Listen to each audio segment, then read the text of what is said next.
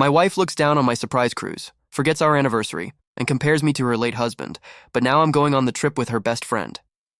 I've been thinking a lot about whether I should even post this, mainly because I don't want it to sound like I'm just complaining or looking for pity. But the last few weeks have left me completely confused, and I honestly don't know if what I did was wrong or if I'm finally seeing things more clearly than I have in years. My wife and I have been married for a little over 3 years. Like most marriages, nothing dramatic happened in those 3 years. Just life, work stress, crazy schedules, trying to make time for each other when we're both tired. But overall, things were going well. We weren't perfect, but we weren't distant or angry, and nothing felt seriously wrong. She was married before. Her first husband died in a car accident years ago. That was obviously a big part of her life. I never asked about him unless she brought it up. I respected her loss and understood that grief doesn't just go away because you move on. I gave her space and didn't try to make her compare us. This year, our anniversary landed on a weekend, which gave me the perfect chance to do something special. I had been planning a surprise cruise for months. I planned everything secretly for months, shifting my work, contacting her coworker to clear her schedule, even getting her best friend, Sierra, to help make sure I didn't mess anything up. This wasn't a last-minute thing. I booked a nice cabin, planned activities, and made sure everything was covered, from getting there to meals. I spent a lot of time on it because I thought it would mean something to her. I wanted it to be a great escape, something to break up our routine and remind us why we were together. Then the morning of our anniversary arrived. I woke up early, made her breakfast, gave her a little card, and told her to pack a bag. I thought she'd laugh and get excited when she figured out what was happening. Instead, she just stared at me like I was speaking a different language. She actually asked what the occasion was. That's when I knew she'd forgotten. That hurt right away. Still, I reminded her it was our anniversary and told her everything I'd planned, still hoping she'd change her mind and appreciate the effort. But she didn't. She was quiet for a bit. Then she said she already had plans to see her sister that day. I asked if she could reschedule, thinking maybe she just needed a minute to switch gears. Instead, she just seemed to shut down a bit. She said she didn't feel like going on the trip and that I should have asked her first. I wasn't angry yet, but I started wondering if I'd completely misunderstood our whole relationship. I offered to cancel or reschedule. I was still trying to make it work, but then she said something I honestly haven't been able to stop thinking about since. She told me that I try too hard to make things special and that her late husband never had to make a big deal out of anniversaries, but that she still felt loved every day. That really hit me. I didn't say anything right away, but it broke my heart inside.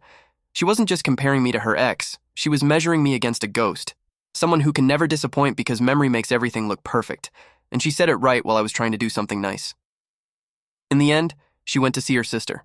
I was planning to cancel the cruise not because I was angry, but because it was obvious she didn't want to go. Sierra called me, asking how the surprise had gone, and I told her. She was clearly surprised. She said she had no idea my wife would forget or react like that. She even apologized, which she didn't have to, but I could see she felt really bad. Sierra has always been respectful of our relationship. There's never been anything weird between us, just a normal, calm friendship. What really made me want to write this is what happened a few days later. I tried talking to my wife again, not about the cruise, but to see how she was doing. She barely said anything at first. She then told me that sometimes she feels like she's living in someone else's version of the relationship. I asked if she was unhappy. She said she didn't know. That was new for me, realizing I seemed to be the only one still trying, like I was the only one who cared if we were close or just drifting apart. Then I left the room. That night, Sierra got in touch again. I guess she sensed I wasn't okay. I told her what happened and she said something that really stayed with me.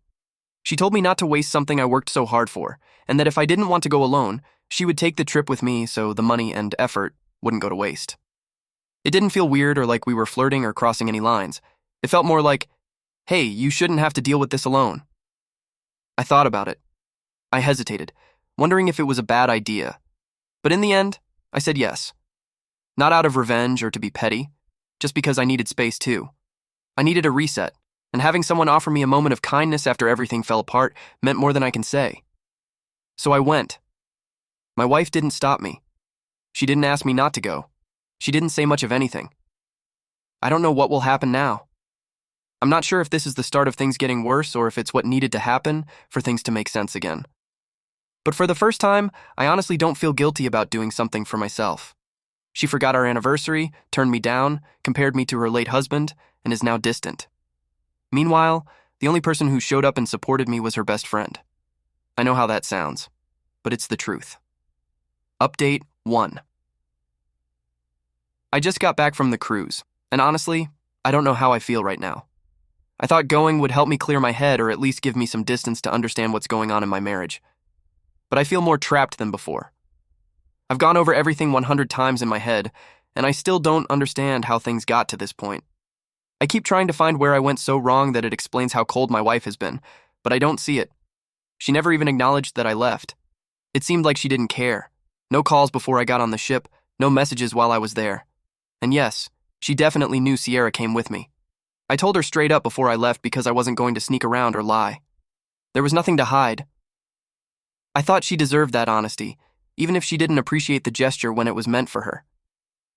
When I got back from the cruise, I expected tension, awkward silence, maybe even coldness. But I didn't expect her just waiting for me like that. She was sitting in the living room as if she had been there a long time. She wasn't looking at her phone or watching TV, she was just sitting. It was one of those moments where you can feel the shift in the air before anyone says anything. I knew something was coming. She didn't even say hello.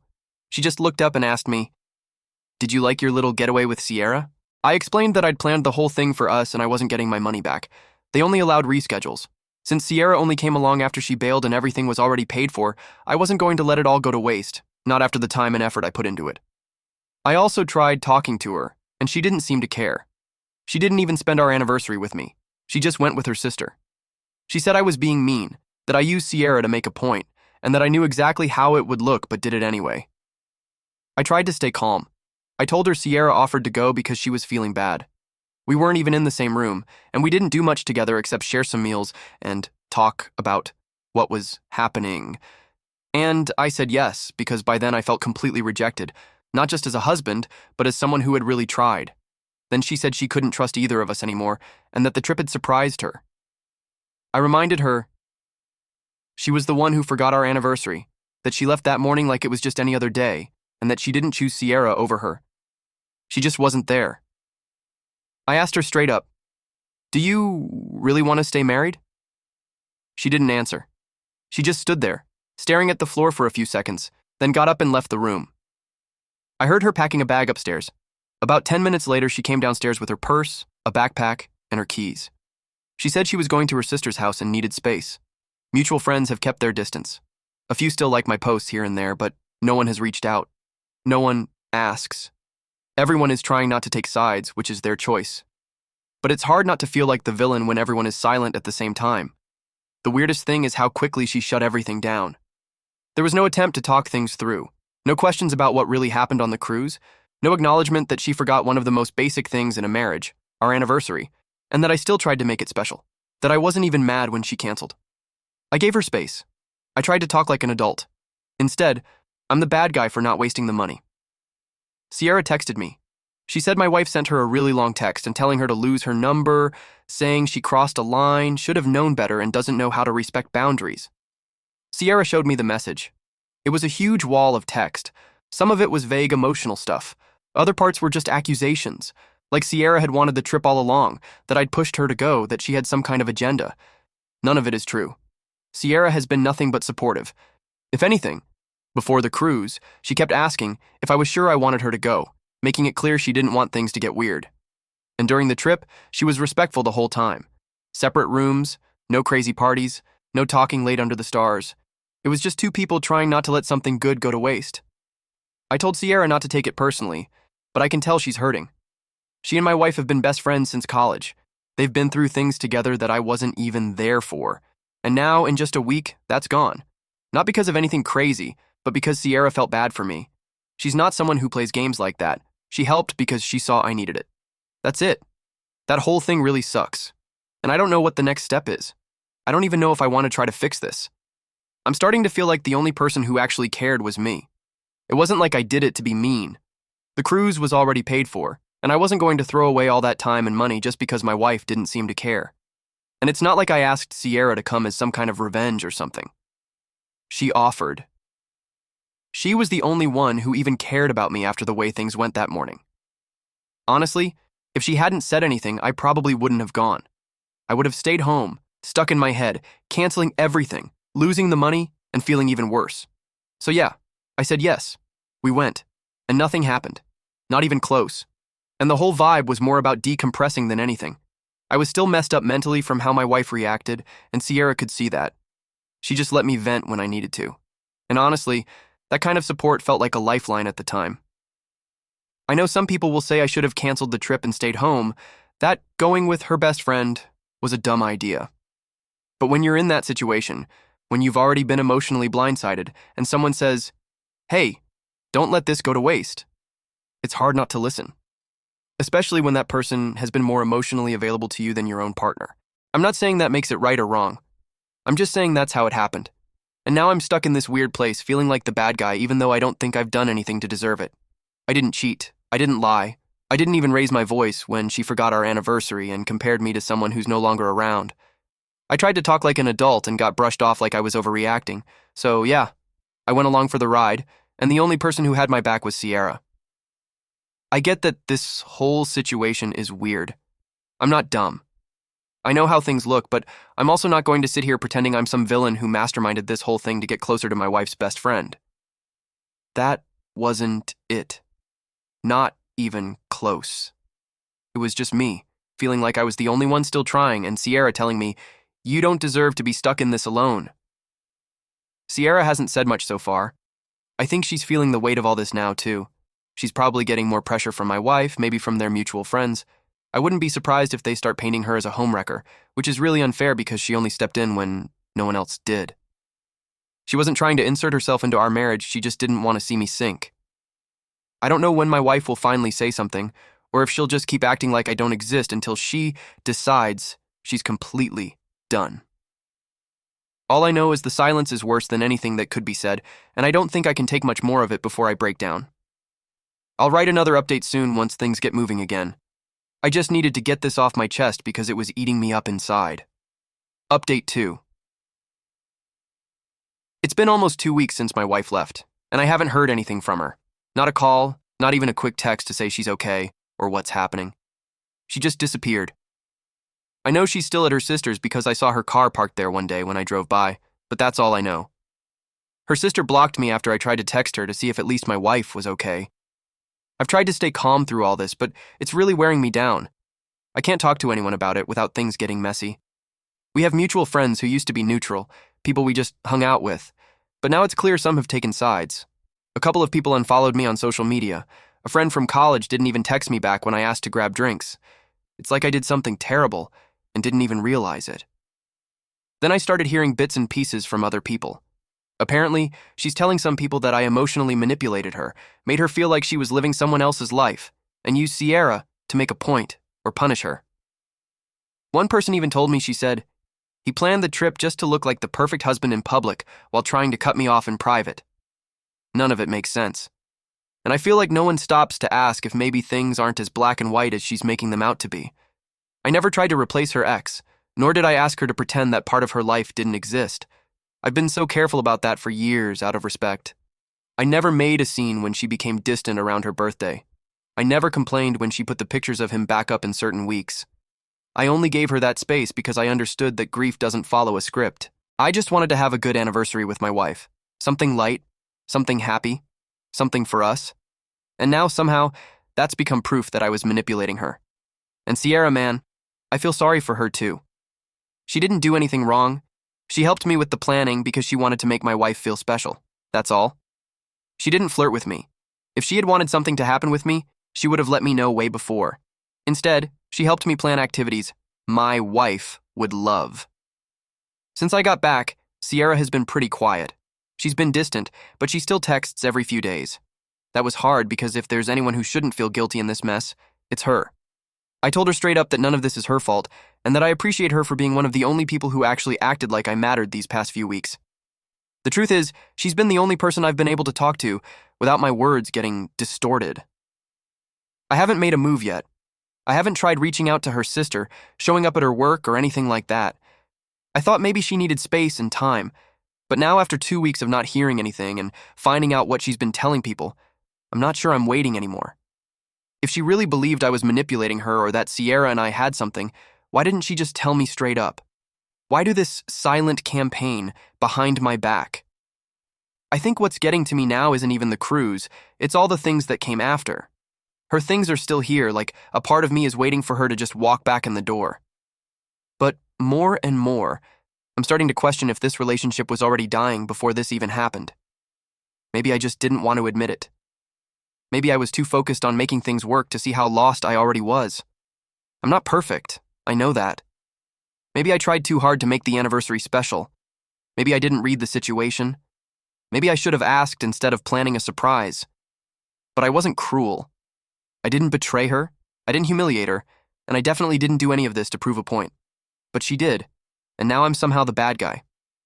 I've been thinking about contacting a lawyer just to find out what my rights are if she's really planning a divorce. It seems harsh to me, but I also feel like I've been left hanging long enough. Right now, the person I trusted the most sees me as the enemy, and the only one who had my back is now being punished for it too. So yeah, I'm starting to let go. And if this is how she chooses to end things, by disappearing and trying to ruin my name with everyone we know, I guess that tells me all I need to know. Update 3. I'm writing this from a hotel. It's just where I ended up after everything that happened. It's quiet, I can think. It's not one of those times where I feel like I'm falling apart, but more like I finally stopped waiting for something that isn't going to happen. I was served divorce papers yesterday. After she went to her sister's, there was total silence. No texts, no calls. I wasn't going to chase after someone who clearly didn't want to be contacted. And believe me, I tried hard at first, but she cut off every avenue I could have used to get to her. She blocked me on everything. Her sister did too. Her friends weren't talking either. People keep saying, well, grief is complicated. Sure, I get that. But at what point does grief stop being grief and just become an excuse to treat someone like a replacement? I didn't sign up to be someone's emotional backup plan.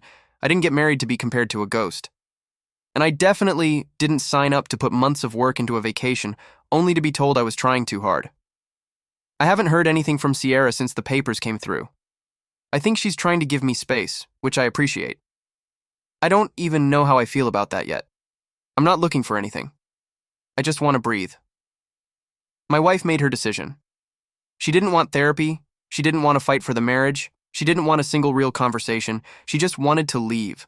And if I'm being honest, this was probably all over long before the cruise even set sail. It was just that situation that showed me how far gone things were. And now that everything is official, I'm not going to keep holding on to something that only I was fighting for. This hotel room is temporary, just a place to pause before I decide what's next. I'll go back to the house in a couple of days to gather my things and start sorting out the legal stuff. I'm not going to drag this out. I don't need revenge. I don't need a dramatic legal battle. I just want to move forward. I loved her. I truly did. But I can't keep loving someone who either stopped loving me or never really did. Update 4. I know this update is several years late, but the last time I was here I was in a pretty bad headspace and fell into a destructive spiral. There wasn't much to share either, just how I was ruining my life. The divorce was pretty normal. The house was hers and I just took my things and left. After that I started drinking more than I'd like to admit, and it got pretty bad. But the reason I'm writing here is basically because of Sierra, who has been a good friend to me during this time. Such a good friend that I was the best man at her wedding. Though funny enough, she ended up marrying one of my friends. But, yes, she was there for me during my darkest times and got me help. That's how she met my friend, since she took it upon herself to find a team of people who would support me through that. I've now been sober for 4 years, and when they had their wedding a few months ago, it was a few days after my sobriety anniversary, so I celebrated by drinking water. Though I was maybe a little less moderate with things like cake and pretty much anything sweet. I've also been dating someone for about 2 years. It's a pretty normal relationship compared to the one I had with my ex. I compare them not because I still dwell on her, but because of how different I feel now compared to then. That's what I think a relationship should feel like. It's something I've been working on in therapy this whole time, both to resolve some things from my previous relationship and my addiction problem. On a slightly sadder note, about 2 years ago, my ex-sister-in-law unblocked me and sent a message. It was a message I never would have expected, especially after everything that happened. It was part apology, part explanation, and part update about my ex. My ex had lived with her for a few months after the divorce, and she was dealing with deep depression that made her lose her job. Her sister finally got her help. The right kind of help. Up until that point, nothing was working. She told me my ex was still really struggling with the loss of her first husband, and it kept pulling her down. Her sister apologized, saying that for years my ex had only seemed fine on the surface while she was with me. After the divorce, she crashed again, and each time was harder. Unlike me, she didn't turn to addiction, but she was found by her sister after taking too many pills. After that, she was taken to a center for more intensive care because the care provided up to now hadn't been enough, for obvious reasons. Among other things, she told me not to feel bad, that I had done everything I could. She couldn't get through this alone. She needed a lot of help that she didn't know how to ask for. I never spoke to her sister again, and I don't know what's become of her life. It happened just as I was starting my current relationship, and I knew firsthand what it was like to have a partner haunted by the past, by a ghost. But I hope she's feeling better and that she's recovered. I don't hold a grudge. I don't think it's healthy. Sierra knows all about this. She's the first person I told. Her reaction was also to keep her distance from her ex-friend. I don't want you to think this is a sad ending, far from it.